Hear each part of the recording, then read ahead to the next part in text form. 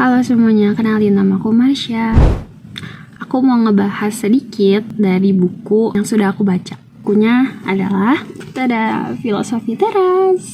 Udah gak asing lah ya buku ini di kalian. Ternyata aku udah nerapin tindakan ini sebelum aku baca buku ini. Kalau misalnya kalian buka di halaman 16, di situ ada judul Tirani Berpikir Positif Dapat Mengancam Kesehatan dan Kebahagiaan Anda. Di Newsweek menyatakan bahwa positive thinking justru bisa menyebabkan sebagian orang merasa depresi saat gagal. Terus kalau misalnya kalian baca di halaman selanjutnya, halaman 17, ada sebuah sikap pesimisme defensif. Penelitiannya menunjukkan bahwa dengan mengantisipasi hal-hal di luar rencana, orang-orang ini justru mengurangi kekhawatiran mereka. Nah terus kalau misalnya kalian buka juga di halaman 112, ada praktik yaitu meditation malorum, yaitu sengaja memikirkan apa dan siapa yang bakal ngerusak hari kita. Praktik ini tuh kayak untuk mengantisipasi hal yang gak enak yang bakal terjadi di hari itu juga. Jadi kayak ngubah hal yang tidak terduga jadi hal yang udah diantisipasi gitu, biar tidak terkejut.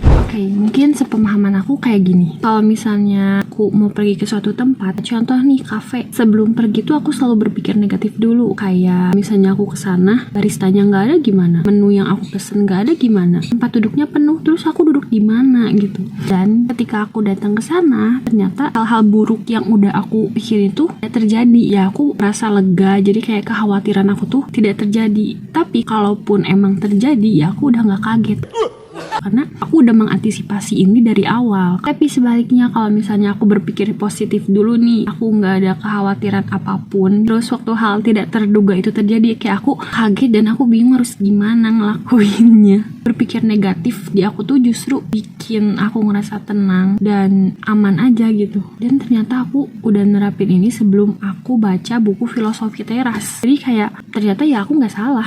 Di buku sendiri juga dibahas kok, dijelaskan kok. Ini sepemahaman aku ya, apa yang aku dapat dari buku ini gitu. Karena ya gimana, kekhawatiran aku tuh susah banget untuk dihilangin. Waktu aku mau upload ini juga aku tuh takutnya adalah gimana kalau misalnya orang berbeda pandangan dengan apa yang aku omongin. Ini penjelasan aku bisa dipahamin gak sih? Gimana kalau misalnya penyampaian aku salah? Kalau misalnya video ini gak rame gimana? Banyak komen negatif gimana? Ya udah, mau gak mau, negatif positifnya aku bakal ambil. Walaupun emang misalnya hal negatif itu terjadi, ya udah aku gak akan kaget. Terus kalau misalnya emang akhirnya malah jadi positif, kayak oh ya udah alhamdulillah, khawatiran aku tuh berubah jadi baik-baik aja. Ya udah sih, gitu aja. Dadah.